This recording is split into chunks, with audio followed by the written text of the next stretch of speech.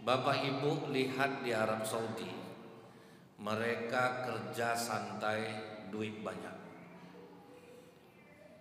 Mobil-mobil mewah tuh Bu ya, kena jatuhan batu, ndak ada yang ribut. Lapang jiwa, duit banyak. Apa guna diribut? Rusak mobil di jalan, tinggalkan, ganti baru.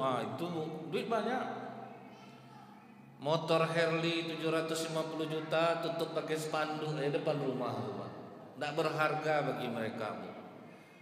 Mereka duit banyak, anehnya apa? Hati mereka tidak terpaut dengan harta itu. Kan aneh itu Pak. Dia beli barang-barang mewah tetapi hatinya tidak terikat. Kita aja salah bawa sendal aja ke masjid pergi sholat taraweh, bangkit denyut jantung Pak. Makanya banyak orang sholat ke masjid tuh bawa sendal kiri sama kiri di bawahnya Bu, supaya tidak hilang. Sampai orang maling pun panik nengok Pak, kok kiri sendal orang ini. Jadi kita tuh makin berharta makin menyulitkan kita untuk bergaya Bu. Mereka di sana Bu hati lapang, duit banyak.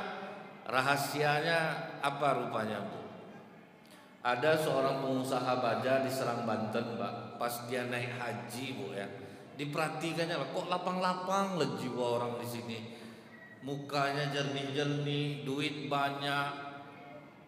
Diperhatikannya lah selama dia di Mekah itu Bu ya, rupanya Pak, begitu azan berkumandang seluruh kegiatan dihentikan. Itu Bismillahirrahmanirrahim. Assalamualaikum warahmatullahi wabarakatuh.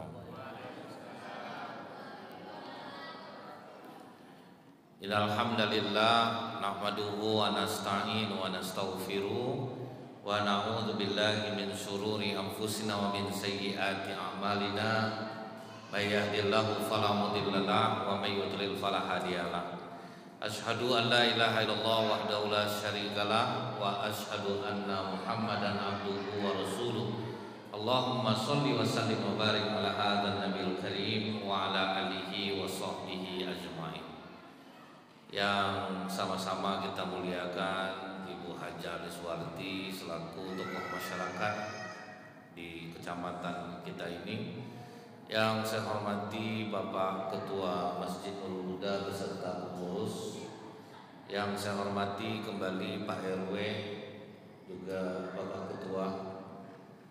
Dan yang saya hormati Bapak RT di RW 12 dan Bapak RT dari RW 11. Alim ulama, tokoh masyarakat, selik pandai, Bapak Ibu yang saya muliakan, hadirin hadirat yang semoga kita semua senantiasa dirahmati oleh Allah.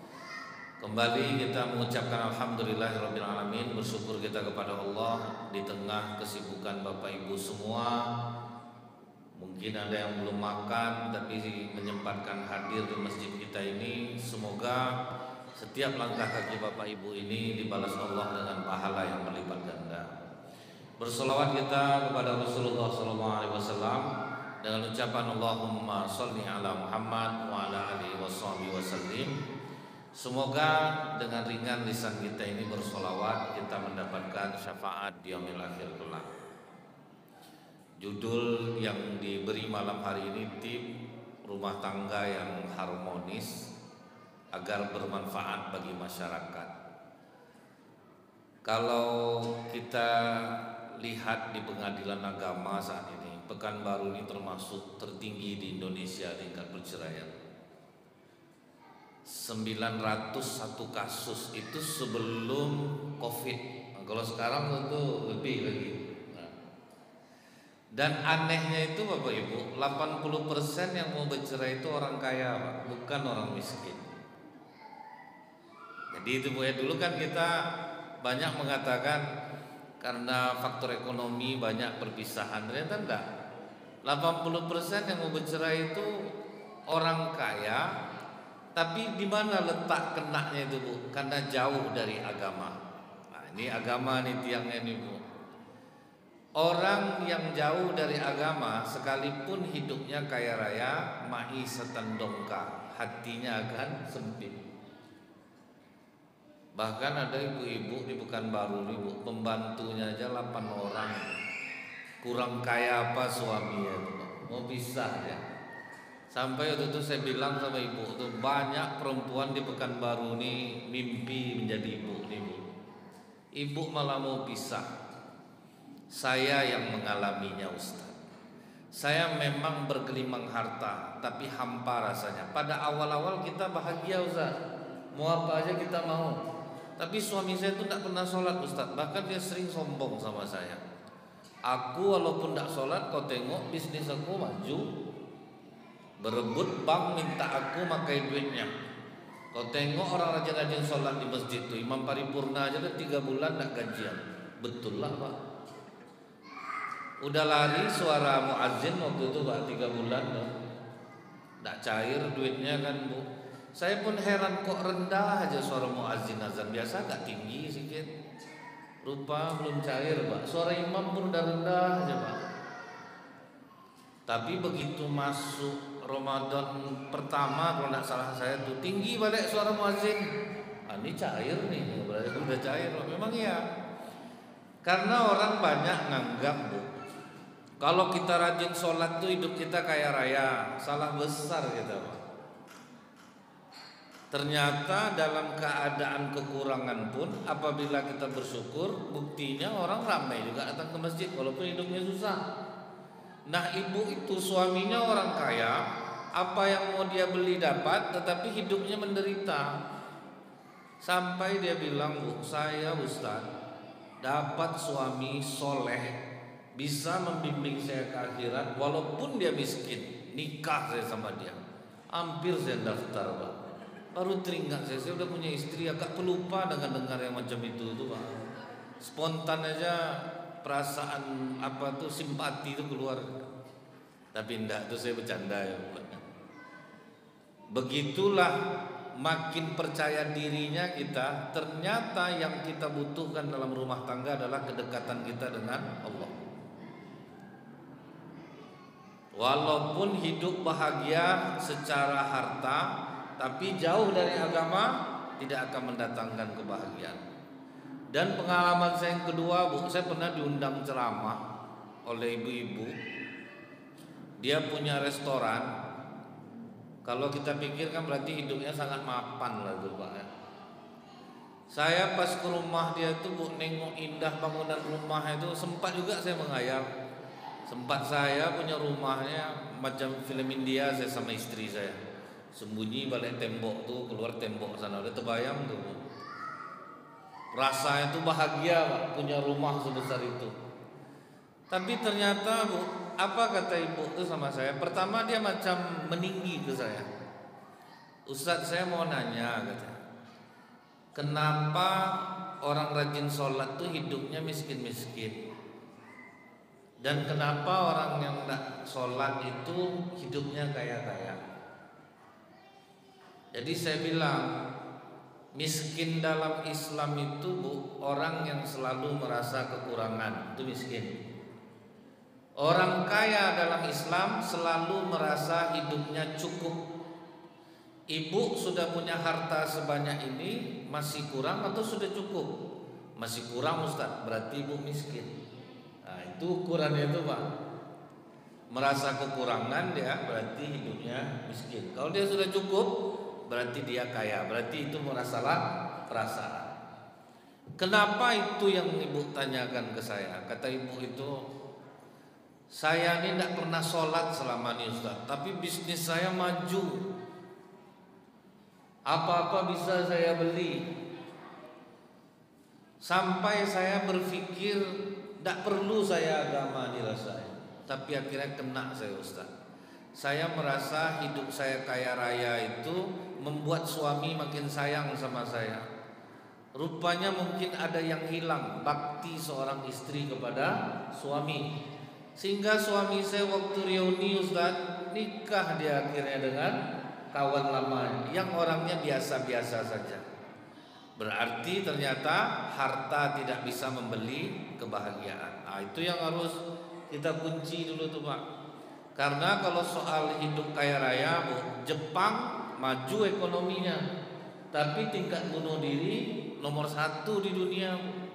Saking banyaknya orang bunuh diri di Jepang itu, sampai ada menteri depresi namanya Bu, khusus ngurus orang-orang depresi. Padahal ekonominya bagus. Tapi dalam Islam apa kata Rasulullah? Sebaik-baik penolong untuk takwa kepada Allah adalah harta benda. Perlulah harta nih Pak. Sebaik-baik harta di tangan orang-orang soleh. Jadi kalau orang-orang soleh dia kaya, dia akan bermanfaat untuk orang lain. Jadi janganlah dibilang tak perlu harta Bu. Ada sahabat Rasulullah namanya Safwan bin Uyainah, paling tak mau masuk Islam Pak. Kemudian dia punya banyak baju besi dipinjam oleh Rasulullah. Boleh tak pinjam baju besi? Boleh Muhammad, katanya. Setelah dipinjam baju besi, umat Islam pergi berperang Hunain. Pulang dari perang Hunain, dikembalikan Rasulullah lah baju besi kepada Safwan bin Uyainah. Dibawa Safwan bin Uyainah ni ke atas bukit. Safwan, kau sudah meminjamkan baju besi kepada kami. Sekarang coba kau lihat ke bawah bukit itu. Nampak oleh Safwan banyak kambing, banyak domba, ada sapi. Punya siapa itu Muhammad? Itu semua adalah milikmu. Begitu dikasih harta itu syahadat langsung. Asyhadu an la ilaha illallah asyhadu anna Muhammad Rasulullah. Itu guna kekuatan harta pada masa Rasulullah untuk menarik orang kepada kebaikan.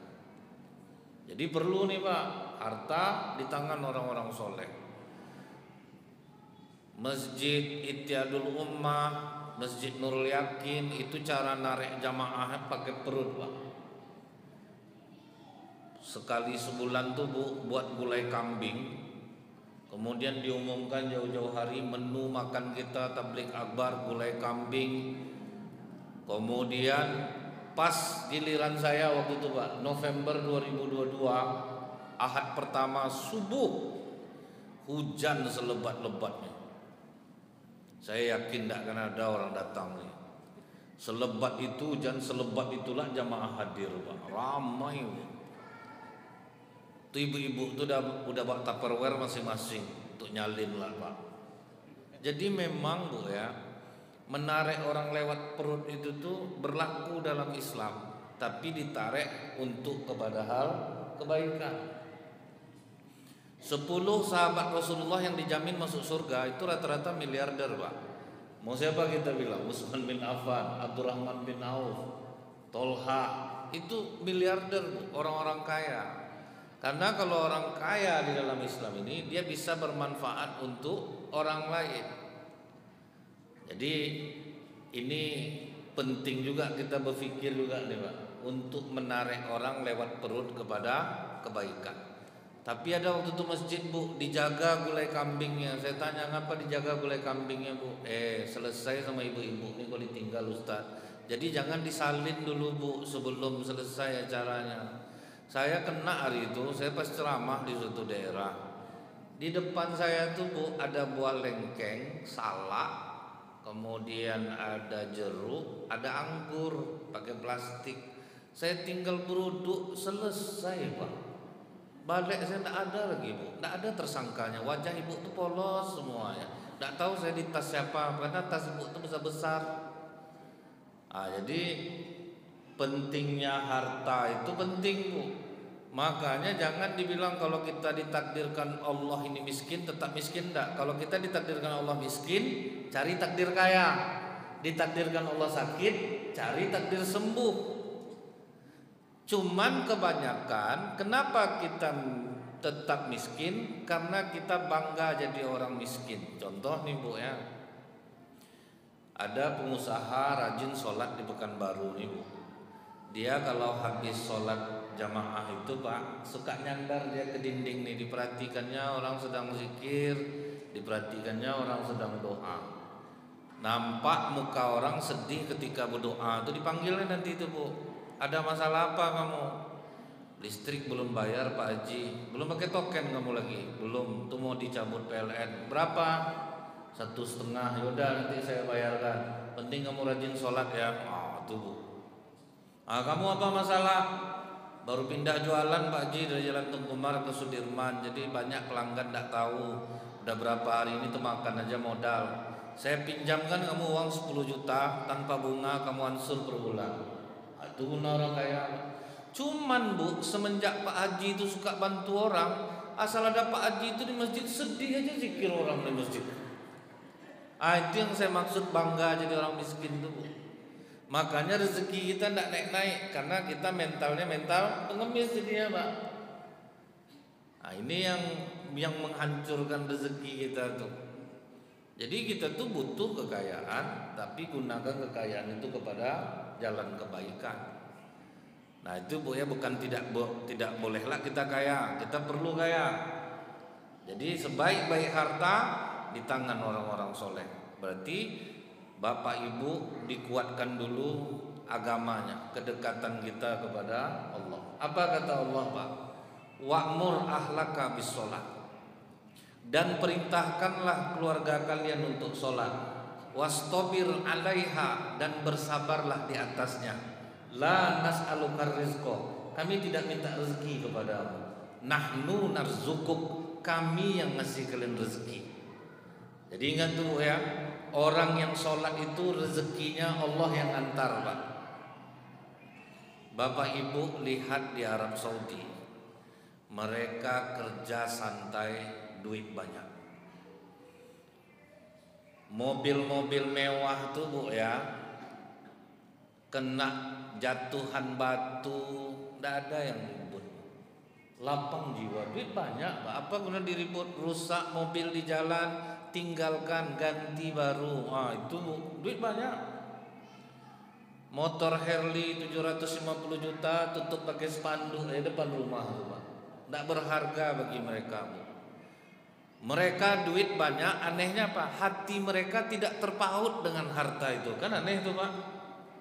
Dia beli barang-barang mewah tetapi hatinya tidak terikat. Kita aja salah bawa sendal aja ke masjid pergi sholat taraweh, bangkit denyut jantung Pak. Makanya banyak orang sholat ke masjid tuh bawa sendal kiri sama kiri di bawahnya Bu, supaya tidak hilang. Sampai orang maling pun panik nengok Pak, kok kiri sendal orang ini. Jadi kita tuh makin berharta makin menyulitkan kita untuk bergaya Bu. Mereka di sana Bu, hati lapang, duit banyak. Rahasianya apa rupanya Bu? Ada seorang pengusaha baja di Serang Banten Pak, pas dia naik haji Bu ya, diperhatikannya lah, kok lapang-lapang lah jiwa orang di sini. Mukanya jernih-jernih, duit banyak. Diperhatikannya lah selama dia di Mekah itu Bu ya, rupanya Pak, begitu azan berkumandang, seluruh kegiatan dihentikan. Itu rupanya rahasianya Pak. Kantor-kantor tutup, mal tutup, dagangan tutup. Mereka laki-lakinya ramai sholat berjamaah. Itu rupanya rahasianya. Kemudian mereka mengambil level yang tertinggi kalau untuk hadir di masjid. Karena ada levelnya Bu. Orang yang jauh sebelum masuk waktu sholat sudah siap-siap, nanti di akhirat akan seterang matahari. Kalau orang azan baru dia siap-siap, seterang bulan. Kalau orang iqamah dia baru siap-siap, seterang bintang. Suami ibu sering seterang kunang-kunang. Doa panjanglah, bagaimana bisa? Mereka tuh Bu jam 11 udah di masjid laki-lakinya semua. Beda sama perempuan Bu ya. Perempuan sholat sendiri aja dia besar pahalanya. Jadi support suami ibu untuk mau hadir berjamaah. Begitu pengusaha baja ini pulang ke Indonesia Bu, dikumpulkannya lah karyawannya. Mulai besok 10 menit menjelang zuhur matikan mesin, kita sholat jamaah. 10 menit menjelang asar matikan mesin, kita sholat jamaah. Datang pegawainya bilang, maaf Pak Haji, kalau satu kali kita mematikan mesin 15 menit, estimasi kerugian kita kira-kira 1 kali waktu sholat 30 juta. Berarti 2 kali waktu sholat 60 juta. Kali 6 hari kerja, kali 1 bulan, berapa miliar tuh Pak Haji? Tidak usah itu kita pikirkan. Kita buat apa yang disukai Allah, biarkan Allah yang memikirkan rezeki kita. Dibuat mereka lah Bu, tiap waktu sholat. Nanti ibu buka di YouTube pengusaha baja di Serang Banten yang mengutamakan sholat jamaah, 1 miliar rugi sebulan, 10 miliar diganti Allah. Nah, rupanya berlaku di mana saja bu, tidak di Mekah aja rupanya. Siapa pengusaha pertama di Pekanbaru yang buat seperti itu? Rote. Rote menutup seluruh tokonya setiap kali waktu sholat selama 15 menit. Apakah Rote merugi? Rupanya justru Rote makin melejit, bangun pabrik besar, banyak usahanya. Jadi ternyata tidak berlaku di Arab Saudi saja. Siapapun yang melakukan hal ini, Allah janjinya rezekinya akan diantarkan oleh Allah. Nah itu yang pertama dulu bu. Dekatkan suami-suami ibu untuk mau mereka berjamaah ke masjid. Karena memang ndak pun datang orang bilang, dah rajin suami saya sholat jamaah Ustaz, ndak juga berubah rezeki. Allah itu bu mengabulkan doa kita nih pak pada saat dan waktu yang tepat. Kalau belum tepat waktunya, Allah tidak akan mau mengabulkannya. Nah itu yang harus ibu pegang bu. Tidak perlu ibu ngotot-ngotot ke Allah, ya Allah murahkanlah rezeki suami aku. Belum juga dikasih Allah lagi, sabar aja bu. Karena Allah tahu ini kalau sempat sekarang aku kasih kaya, begini balik suaminya nih. Nah, jadi tidak mau Allah kasih dulu. Udah banyak kejadian bu, orang memaksa rezeki.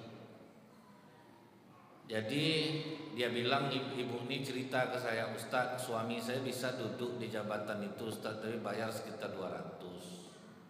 Saya bilang, kalau ibu cerita sama saya pedagang, 200 juta itu lebar bagi saya tuh bu. Berpikir saya bagaimana 200 ribu putar bisa jadi lebih besar dengan jalan yang diridhoi Allah. Dia udah itulah zamannya Ustaz, kalau nak membayar macam itu aja lah suami saya terus. Kenapa mesti ibu paksakan? Asal ahli suami ibu bu, tanpa itu pun dia akan dipakai orang. Tapi kalau ibu paksakan, ini tidak akan bagus. Ustaz nak masuk kalau berarti cerita nih Ustaz. Nah, kan itu tuh Pak kan. Karena itu tuh sudah dianggap hal yang wajar untuk memperoleh kebahagiaan instan, padahal tidak juga bisa mendatangkan kebahagiaan. Akhirnya apa bu? Dibayarlah Pak, duduklah suaminya di kedudukan yang dia maksud. Dalam 1 tahun perkembangan ekonominya dahsyat, bukan karena korupsi, tidak, karena memang ada tunjangan, ada ini, ada itu. Saya tidak bilang itu korupsi. Jangan kita nengok orang kaya kita bilang korupsi, dia bisa banyak pendapatannya itu Pak. Mengkayalah dia bu ya. Menangislah kalau dia jumpa saya. Apa yang ibu tangiskan lagi? Yang ibu inginkan udah dapat, rumah udah mewah, mobil bagus. Itulah Ustaz, semenjak dia menjabat tuh Ustaz kadang 3 hari di rumah dalam seminggu. Katanya ada dinas luar kota terus. Cuman saya curiga Ustaz, kok sering ya Kapolres nelpon suami saya ini, padahal kan suami saya tidak polisi. Lama-lama curiga saya Ustaz, pas suami saya mandi, pas Kapolres nelpon, saya angkat, rupanya cewek Ustaz. Ditukarnya nama cewek itu jadi Kapolres supaya tidak diangkat istrinya. Sakit hati saya Ustaz. Saya ambil HP itu, saya rendam dalam kopi. Pas dia keluar dari kamar mandi, mana HP abang? Tuhan sedang minum kopi sama Kapolres. Baru terkejut dia. Nah, jadi itu bu ya, jangan dipaksa-paksa kekayaan tuh bu. Tak usah dipaksa, ikut aja alur itu. Saya ada kenal pejabat yang ahli malah dipakai terus Pak, tidak perlu biaya karena dia memang ahli. Berarti keterampilan aja yang harus kita tingkatkan bu. Pasti kita terpakai sama orang, tidak perlu pakai uang. Dan itu cukup banyak ternyata bu. Pejabat-pejabat di Pekanbaru ini yang ahli dalam bidangnya, mereka tidak membutuhkan uang untuk bisa duduk, karena mereka yang diminta tolong pegang ini, karena dia memang ahli. Nah ini juga ya bu ya, jangan memaksa takdir. Jadi kalau misalnya suami sudah rajin sholat, kemudian ibu-ibu membantu dengan doa, bersabar, maka rezeki akan diantarkan Allah pada waktunya. Dan ingat bu, rezeki tidak selamanya dalam bentuk uang. Kalau ibu-ibu dekat kepada Allah, ibu misal rajin pergi pengajian, rajin ada kegiatan yang baik, maka dampaknya nanti justru ke keluarga apa? Anak jadi baik, suami jadi tidak banyak buat perangai. Jadi dampaknya tuh ada, Bu. Makanya saya perhatikan orang-orang yang aktif di masyarakat, apakah mengurus masjid, mengurus masyarakat, itu keajaiban berpindah kepada kehidupan pribadinya. Banyak keajaiban akan dikasih Allah karena dia berada di jalan yang diridhoi oleh Allah. Karena pengurus-pengurus masjid ini tidak bergaji, Bu. Mereka betul-betul melayani dan itu akan mendapatkan keajaiban dari Allah dari sisi dia yang lain. Kemudian timbul lagi pertanyaan, Pak. Kenapa katanya doa orang tua ini tidak terdinding kepada Allah untuk anak? Kenapa anak kami tidak makbul kami doakan? Nah, ini ya, Bu ya. Jadi pernah ada seorang anak dipukulnya kepala bapaknya, ditangkap oleh bapaknya, dibawa ke hadapan Khalifah Umar bin Khattab. Khalifah, anakku ini anak durhaka. Dia berani melayangkan tinjunya ke mukaku. Kata Khalifah Umar, wahai nak, tidak tahukah engkau ayahmu ini pintu tengah surga? Jadi kalau surga di bawah telapak kaki ibu, pintu tengah surga itu adalah bapak. Jadi tidak akan bisa anak masuk surga tanpa melewati pintu tengahnya, yaitu bapak. Cuman banyak anak sekarang asal ngasih duit ke emaknya aja, bapak tak pernah dikasih ya. Kan kalau dikasih mak, bapak dapat juga Ustaz. Haram, tak akan dapat, gak percaya. Saya kadang kasihan yang atuk-atuk nih pagi-pagi itu, Bu ya. Betul-betul ada, saya pernah jumpa tuh atuk bakar dompet, Pak. Saya tanya apa dibakar dompet tuh? Nggak ada guna dompetnya Ustaz. Nggak pernah diisi anak saya. Karena anak selalu ngisi ke emaknya. Kemudian ada sampai ke bapak, disalin balik sama emak nih, Bu. Udah masuk di dompet bapak, disalin balik. Jadi kasihan kadang saya bapak yang kena jatah nih, Bu ya, dikasihnya duit 100% ke istrinya. Besok dikasih istri duit 10.000. Jumpa bapak nih dorong Honda di jalan. Apa dorong Honda? Dikasih istri 10.000 Ustaz, beli lontong 8.000. Tinggal 2.000 lagi. 2.000 itu apa, beli minyak lagi, Bu. Jadi ini ingat nih, ayah adalah pintu tengah surga. Nah kemudian, Pak, apa kata anak ini menjawab, Bu? Wahai Khalifah, apakah kalau kami anak ini nakal itu murni karena kesalahan kami, atau ada enggak kesalahan ayah kami? Apa sebetulnya kewajiban ayah kepada anaknya? Ini yang banyak kena nih, Pak. Makanya doa kita itu tidak sampai, Bu. Yang pertama kata Khalifah Umar, beri mereka nama yang baik. Itu yang pertama. Namaku Ju'al Khalifah. Ju'al itu artinya kumbang kelapa yang busuk baunya. Jadi kata Khalifah Umar, bapak lebih dahulu durhaka kepada anak bapak sebelum anak bapak mendurhakai bapak. Jadi nama pengaruh, Bu. Jadi kalau bapak ibu ngasih nama anak, usahakan ada unsur doa dan harapan dalam nama itu. Bukan harus dari Al-Quran, bukan harus dari bahasa Arab, enggak, Pak. Tapi ada harapan dan doa di dalam nama itu. Nama itu, Bu, pengaruhnya besar, Bu. Di Pekanbaru ini juga dulu ada ibu-ibu yang suka bercanda. Anaknya yang perempuan dipanggilnya nenek, anaknya laki-laki dipanggilnya kakek. Toh ibu, panggilan yang berulang-ulang selalu diucapkan, akhirnya yang dipanggil nenek ini betul-betul mirip nenek-neneknya dia. Yang dipanggil kakek itu, Bu, betul-betul mirip kakek-kakek gitu ya. Itulah bahayanya sebuah panggilan. Misalnya, Bu, suami selalu memanggil ibu gandui, capek betul ibu diet, Bu, tidak akan berhasil, dijamin gagal. Karena dipanggilnya itu, Pak, melebarlah dia. Kalian udah capek luluran ibu nih, Bu, nggak bersih-bersih kulitnya. Panggilan tuh pengaruhnya besar, Pak. Bukan sembarangan tuh, Bu, masalah memanggil itu. Makanya Rasulullah menyuruh kita panggil orang dengan nama-nama yang dia sukai. Memanggil dengan cara memuji, Pak. Jadi itu Ibu ya.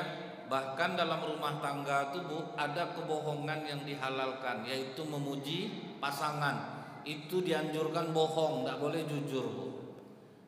Misalnya suami Ibu nanya, "Ma, menurut Mama usia Papa ini masih ganteng tidak menurut Mama?" Ibu harus bohong Bu. Itulah heran Mama nengok Papa nih Pak. Bertambah umur Papa, makin ganteng Mama tengok. Yang sebaya-baya Papa udah uzur-uzur bentuknya. Walaupun Ibu mau muntah waktu ngomong tuh Bu, tahan muntah Ibu. Tuh ya Bu ya. Misalnya nih Ibu dibelikan Bapak baju, sebetul Ibu tidak suka warnanya Bu. Ibu pura-pura terkejut gitu Bu. Masya Allah Bang, Alhamdulillah, kok tahu Abang, aku udah lama pengen punya warna baju ini nih Bang. Dia peka betul aku punya suami, makasih banyak ya Bang.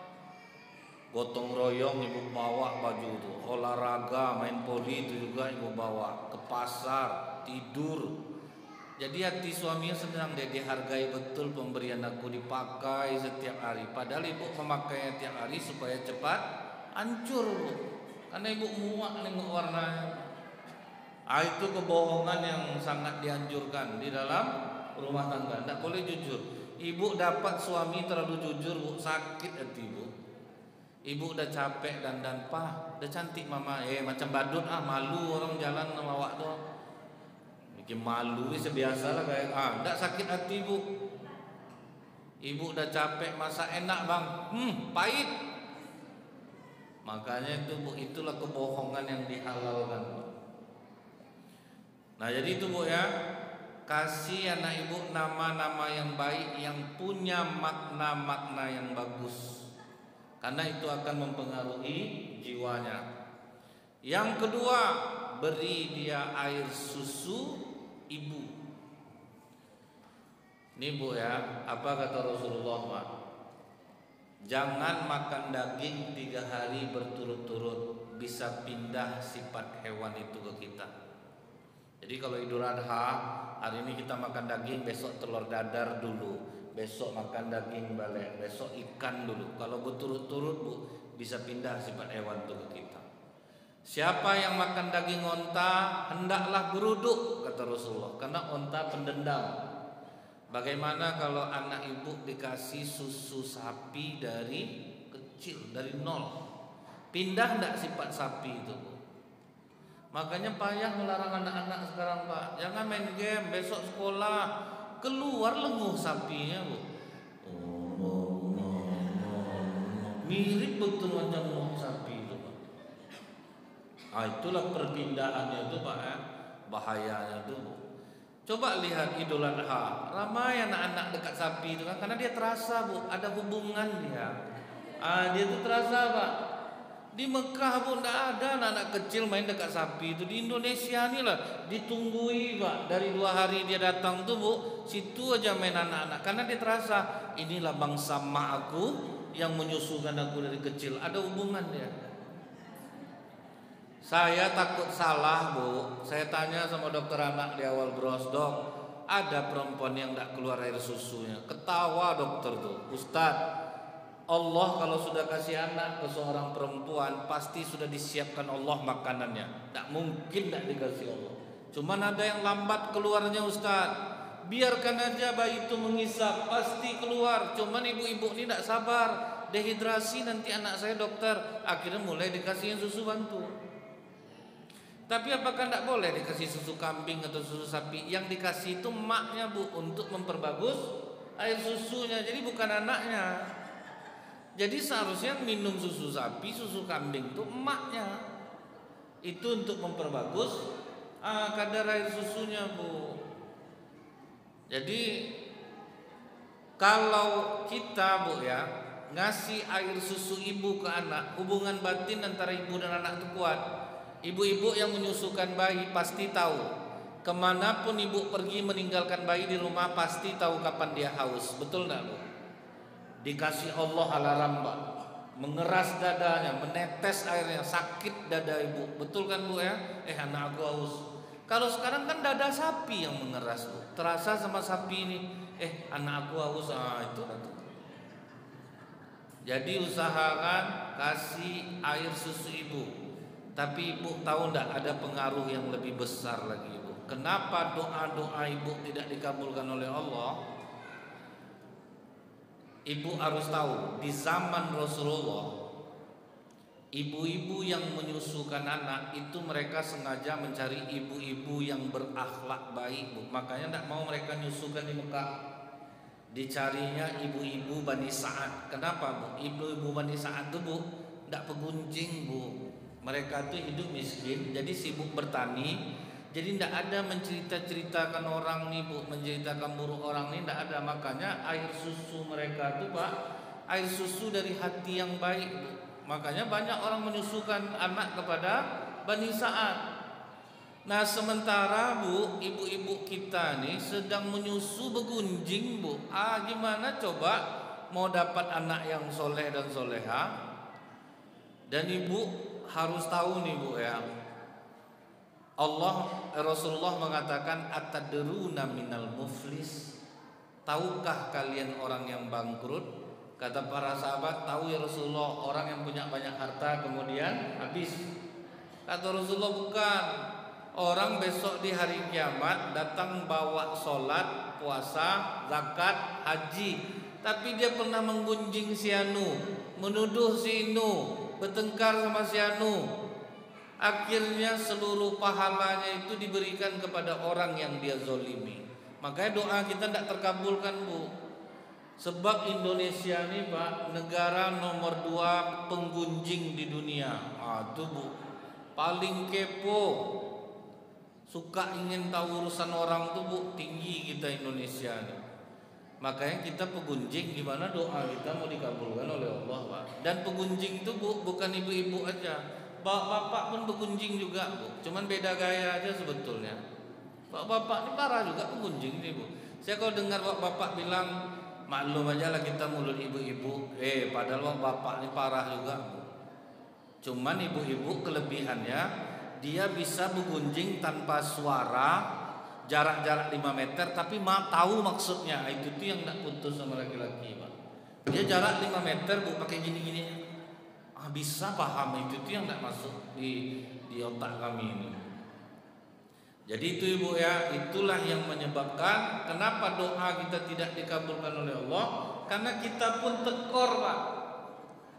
Karena banyak pahala kita ini kita kasih ke orang. Gimana kita mau berdoa dikabulkan? Jadi kalau ada orang rajin sholat tapi hidupnya susah, saya yakin pasti ada kena di sana. Karena amalannya tekor, dia kirim terus untuk orang. Apalagi menjelang 2024 nih, Pak, kan? Ini menjelekkan ini menjelekkan ini, menjelekkan, habis pahala.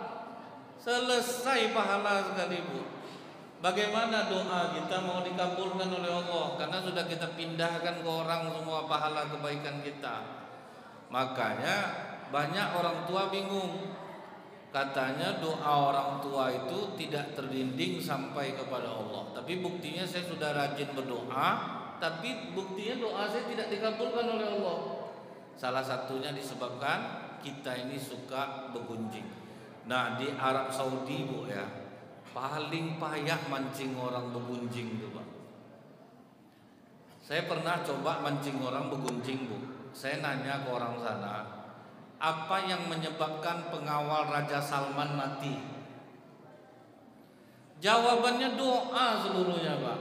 Dia orang yang baik, semoga Allah mengampuni dosanya, surga untuknya, banyak jasanya terhadap negara kami, dia kawal raja kami, sungguh akhlaknya mulia. Tapi tidak ada yang cerita.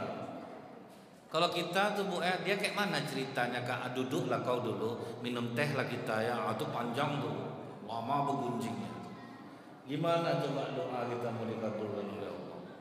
Inilah salah satu yang membuat susahnya doa orang tua sampai kepada anak, karena dia minta kepada Allah, disebabkan amal ibadahnya itu sudah banyak dia kirim kepada orang-orang yang dia gunjing, belum lagi yang dia iri hati, hasad dengki sama orang.